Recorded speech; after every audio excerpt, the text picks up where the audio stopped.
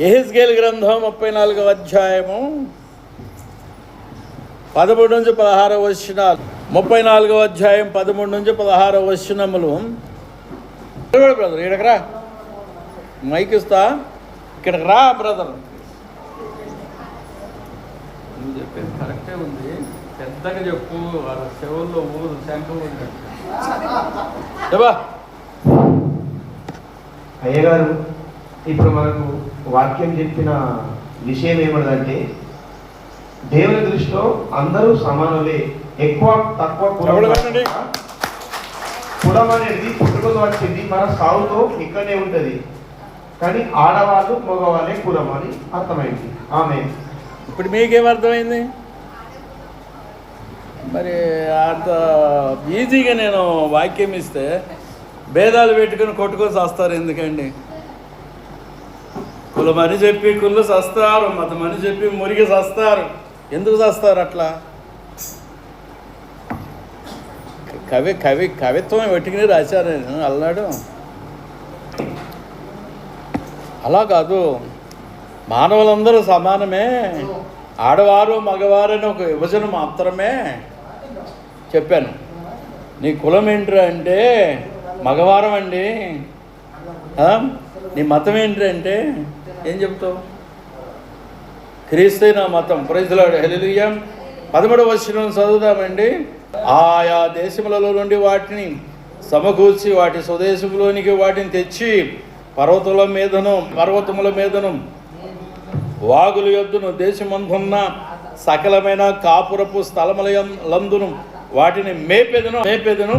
నేను మంచి మేతగల చోట వాటిని మేపెదను. ఇజ్రాయేలు యొక్క ఉన్నత స్థలముల మీద వాటికి దొడ్డి ఏర్పడును, అక్కడ అవి మంచి దొడ్డిలో పండుకొనును. ఇజ్రాయేలు పర్వతముల మీద బలమైన మేతగల స్థలమందు అవి మేయును. నేనే నా గొర్రెలను మేపి పరుండా పెట్టుదును. ఇదే ప్రభువు యెహోవా వాక్కు. తప్పిపోయిన దానిని నేను వెదకుదును, తోలివేసిన దానిని మరలా తోలుకొని వచ్చేదును. గాయపడిన దానికి కట్టుదును, దుర్బలముగా ఉన్న దానిని బలపరుచుదును. అయితే క్రొవిన వాటికి బలమగల వాటికి శిక్షను మేతపెట్టి లయపరిచేదును. దీని అర్థం ఏంటి? పై వాక్యాలన్నీ బాగున్నాయి, కింద ఒక శబ్దం 2 శబ్దాలు ఇచ్చాడు. కొవ్విన వాటికి, బలం కలిగిన వాటికి శిక్షను మేతపెట్టి లయపరిచేదును. చూడండి, మొదట బాగానే ఉంటారు విశ్వాసులు కానీ సేవకులు కానీ, ఆర్థికంగా అన్ని విషయాల్లో ఆయన వంగి లొంగి విధేయతగా బాగానే ఉంటారు సేవకులు కానీ విశ్వాసులు కానీ. ఒక టైం వచ్చేసరికే బలపురం ఎక్కువైపోతుంది, అంటే బలుపు ఎక్కువైపోతుంది. ఆర్థికంగా బలవటం, ఇళ్ళు వాకిళ్ళు సంపద విషయంలో బలం, కొరువు పట్టడంలో బలం. ఒళ్ళు కొరువు పట్టిందనుకో, దాన్ని యెహోవా ఏమంటాడంటే, ఒళ్ళు కొవ్వు పట్టింది ఏమంటుంది? దానికి కొమ్ములు వస్తాయి. అరే కాకరకాయ అన్నరా అని చెప్పాను నేను. అది కదా ఇగారు కేకరకాయ. నేను కాకరకాయ అనవా అంటే నేను కేకరకాయ అంటే కాకరకాయ, దాని పేరు కాకరకాయ, దాన్ని కేకరకాయ అంటారు. అంటే బలుపు ఎక్కువైనప్పుడు విశ్వాసం ఉంది, బలము, అన్ని బలాలు అన్నీ తెలిసిపోయిన తర్వాత కొమ్ములు వచ్చేస్తాయి. అప్పుడు ఆ కొమ్ముతో ఉంటారు. దేవుడు ఏమంటాడు చూడండి, కొవ్వు పట్టిన గొర్రెలు కానీ ఉంటే ఆ కొవ్వు పట్టినవి కొవ్వు ఎక్కువైపోయింది, ఈ కళ్ళకి కొవ్వు వచ్చింది. ఇప్పుడు ఈ యొక్క 2 కళ్ళు, ఈ యొక్క 2 కళ్ళు, ఇంకో 2 కళ్ళు వచ్చేయండి ఉంటాయి. నేను ఎక్కిరించడం లేదు నిన్ను. 2 కళ్ళు ఏడున్నాయి, 2 కళ్ళు ఈ అద్దాలు, 2 కళ్ళు పైన. ఇవాళ ఒక ఫోటో చూసా, 7 కళ్ళు ఉన్నాయి పసిపిల్లవాడికి. ఈరోజు మన యూట్యూబ్లోనూ ఫేస్బుక్లోనూ వచ్చింది. 7 కళ్ళుతో పిల్లగాడు పుట్టిండు. అది నాశన హేతు. 7 కళ్ళు ఉన్నాయి ఒక పిల్లగాడికి. అది ఊరు చరిత్ర అంతా నేను చూడలేదు. కళ్ళు చూసి నాకు భయం వేస్తుంది, దాన్ని కట్ చేసి పడి ఇదేంద్ర ఇది బాగలేదని. కానీ 7 కళ్ళు, 7 నేత్రములు గలవాడ అని యేసుక్రీస్తు ప్రభువు మీద ఒక పాట రాశారు. ఏడు నేత్రాలు కలిగిన వాడు స్తోత్రించదము స్తోత్రించదము. యేసునాథుడా అగ్ని నేత్రములు కలిగిన వాడా స్తోత్రించదము స్తోత్రించదము. యేసునాథుడా ఏడు నేత్రాలు కలిగిన వాడా యేసునాథుడా స్తోత్రించదము స్తోత్రించదము అని ఒక పాట రాశారు. ఆ గొర్రె పిల్లకి 7 నేత్రాలు ఉన్నాయట. ఆ ఏడు నేత్రాలు చూస్తే భయం వేస్తుంది. 7 నేత్రాలు అమ్మో, ఏడొక నేత్రాలు ఇదంతా ఏడొక 7 అవన్నీ ఉన్నాయి. 7 నేత్రాలు ఉన్నాయి పసిపిల్లవాడికి. అదేం జన్మమో నాకు అర్థం కాల. క్రొవ్విన వాటిని లయపరిచెదను, బలిసిన వాటిని లయపరిచెదను. దేవుడు అంటున్న మాట అది. క్రొవ్విన వాటిని ఏం చేస్తానంటాడు? డబ్బులు ఎక్కువైనాయి అనుకో, కొన్ని కోట్లు వచ్చినాయి అనుకో ఒకటికి లేదా ఒకళ్ళకి, అదే భూమి మీద ఉన్న వాళ్ళు ఎవరిని లక్ష్య పెట్టరు. ధనబలం, ధన గర్వం అంటారు. ధనము సంపదల గర్వం చేత కొవ్వుబెట్టి ఎదుటివారి లక్ష్యం లేకపోతే, ఎదుటివారిని దృష్టించకపోతే, ఎదుటివారిని ఇటు చూసుకుంటూ కూడా ఎటో పోతుంటే దాన్ని నేను లయపరిస్థితిలో కొవ్వుబెట్టింది. ఇంకేమైంది? బలపురం ఎక్కువైపోయింది. బలపురం అది అనేది. దేవుని స్తోత్రాలు. హల్లెలూయా. క్రొవ్విన వాటిని లయపరిచేదను. సింగ్ పాస్టర్ గారు మాట్లాడేది యెహోవా వాక్కు. Praise the lord. హల్లెలూయా. హల్లెలూయా. సంఘమును మేపుతాడు ప్రభు అయిన క్రీస్తు. యేసు క్రీస్తు సంఘమును కాపురులను నియమించి మేపుస్తున్నాడు. యోహాను సువార్త 21వ అధ్యాయంలో 15వ వాక్యం, 16వ వాక్యం, 17వ వాక్యం దగ్గర ఆగినాం మనం కదా. 15వ వాక్యం, 16వ వాక్యం, నా సంఘాన్ని మేపు, నా సంఘాన్ని కాయము, నా సంఘాన్ని మేపు. సంఘాన్ని కాయటం వేరు, మేపటం వేరు. దేవునికి స్తోత్రాలు. ఆయన భూగోళములు రాజ్యం చేస్తాడు. భూగోళం అంతటా ప్రభువు రాజ్యం చేస్తాడు. జకర్యా గ్రంథం 9వ అధ్యాయం 10వ వాక్యం. జకర్యా గ్రంథం 9వ అధ్యాయం 10వ వాక్యం. భూగోళముని ఎట్లా రాజ్యం చేస్తాడు? ఆ టైం దగ్గర పడుతుంది. ప్రభు రాగానే ఆ రాజ్యం ప్రారంభమవుతుంది.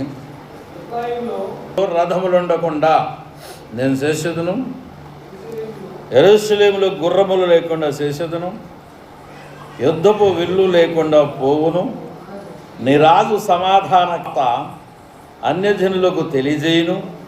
సముద్రము నుండి సముద్రము వరకు యూఫ్రటీసు నది మొదలుకొని భూదిగంతము వరకు అతడు ఏలును. సముద్రము నుండి సముద్రముకు, భూదిగంతములంతా కూడా భూలోకంలో ఉన్న అన్నిటిని ఆయన ఏలును. అది ప్రవేశనం. ప్రభు రాజ్యం చేయబోతున్నాడు. త్వరలో ప్రభు అయిన యేసుక్రీస్తు రాబోతున్నాడు. రాకడ రాబోతున్నది. ఆయన రాజ్యం చేయబోతున్నాడు. జకర్యా 14:9వ వాక్యం. యెహోవా సర్వలోకమునకు రాజయుండును. ఏమంటాడు? యెహోవా సర్వలోకమునకు రాజయుండును.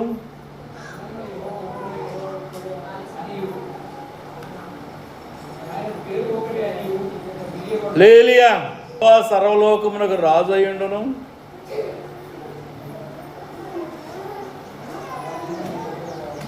ఆ దినమున యెహోవా ఒక్కడే అనియు, ఆయనకు పేరు ఒకటే అనియు తెలియబడును.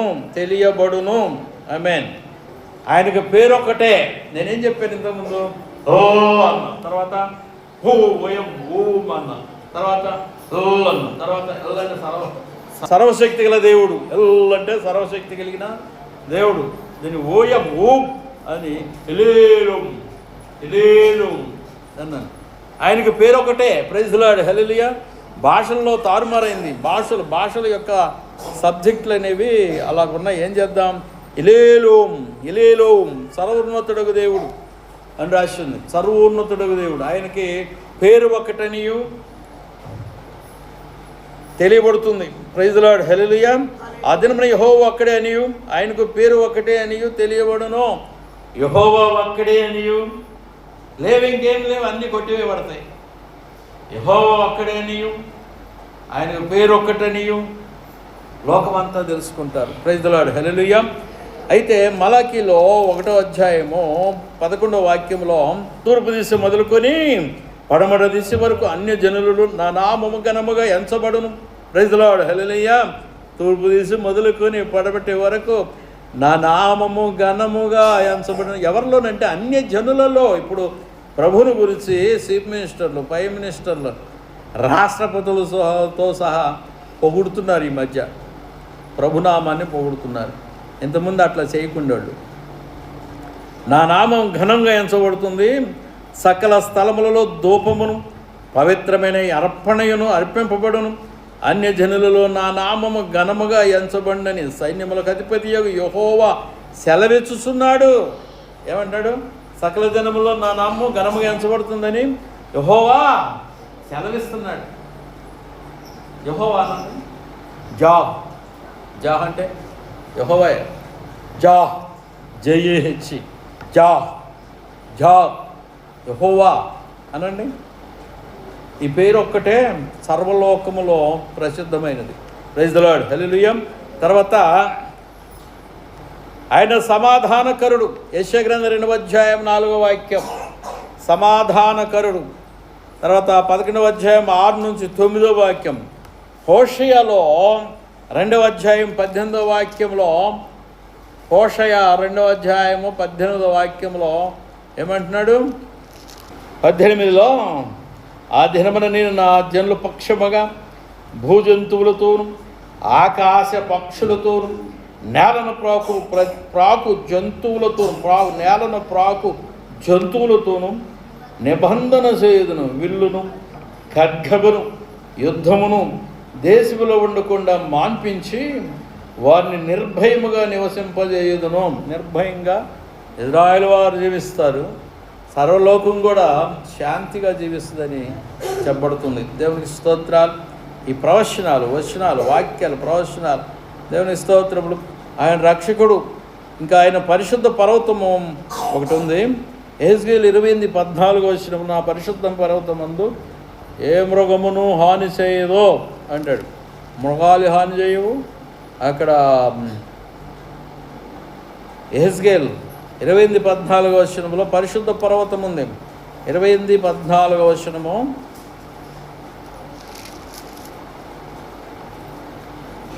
యెహెజ్కేలు ఎజెకియేలు అభిషేకము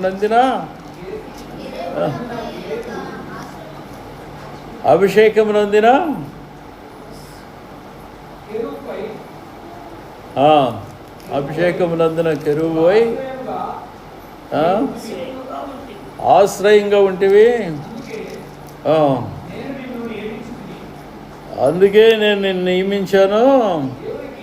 దేవునికి ప్రతిష్ఠింపబడిన పర్వతం మీద నీవు ఉంటివి, కాలుస్తున్న రాళ్ల మధ్యలో నీవు సంచరించుకుంటేవని ఈ కెరూబుని గురించి రాశాడండి. కెరూబు అయి ఉంటి. కెరూబు అంటే ఏంటి?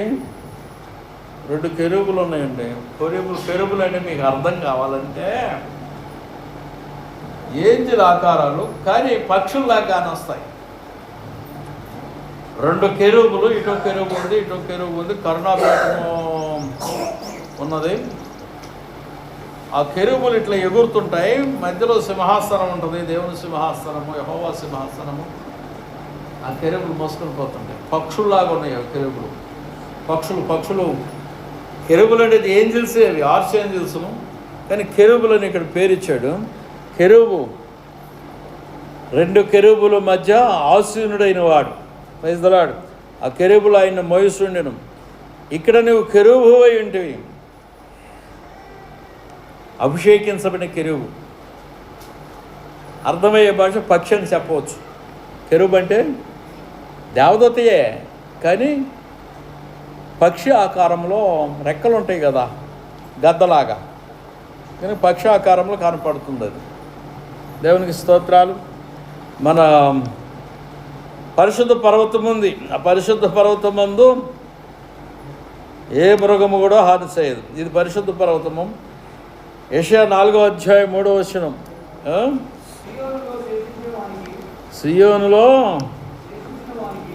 సియోనులో యెరూషలేములో శేషించిన వారికి యెరూషలేములో విలువైన వారికి అనగా ఆ, జీవము పొందుటకై జీవము పొందుటకై యెరూషలేములో యెరూషలేములో దాఖలైన ప్రతివానికి దాఖలైన ప్రతివానికి పరిశుద్ధుడని పరిశుద్ధుడని పేరు పెట్టుదురు. అది వాళ్ళ గురించి, ఇజ్రాయెల్ ప్రజల గురించి. ఈ పరిశుద్ధుల్లో చేరిన వారు క్రైస్తవ విశ్వాసులు. యేసుక్రీస్తు రక్తమందు కడగబడిన వారని అర్థం వస్తుంది. తీతు 3:5 ఆయన రక్షకుడై ఉన్నాడు. 1 కొరింథీ 1:18, తర్వాత 2 తిమోతి 4:18 తర్వాత ఇజ్రాయిల్లను రక్షిస్తాడు. రోమా 11:25, 27. యెషయా గ్రంథం 10:24, 4 అధ్యాయం 14 2 నుంచి 5 వరకు, 4 అధ్యాయం 2 నుంచి 5 వరకు. ఏది యెషయాలో ఇవన్నీ వచనాలని చెప్పటానికి టైం క్లోజ్ అయింది కనుక ఆఫ్ చేస్తున్నాను.